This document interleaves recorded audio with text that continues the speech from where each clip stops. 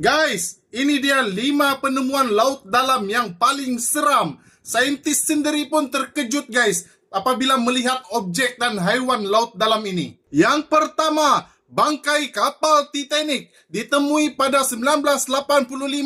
Kapal karam ikonik ini masih berehat sunyi di dasar Atlantik. Yang kedua, ikan anglerfish laut dalam.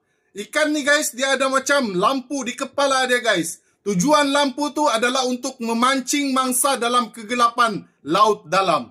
Yang ketiga, sotong gergasi misteri. Pemangsa besar ni guys berjaya dirakam dan ditemui hidup jauh di kedalaman lautan yang terpencil. Yang keempat, lubang biru laut dalam. Struktur bawah laut gergasi ini menyimpan keadaan oksigen yang sangat rendah guys, serta banyak misteri saintifik. Yang kelima, medan hidroterma hitam. Cerobong dasar laut ini guys memuntahkan mineral panas dan mewujudkan persekitaran asing seperti di planet lain. Jadi guys, di antara kelima-lima penemuan ini, kamu rasa mana satu yang paling seram, yang paling tidak mau kamu tengok depan mata guys? Komen-komen di bawah dulu guys.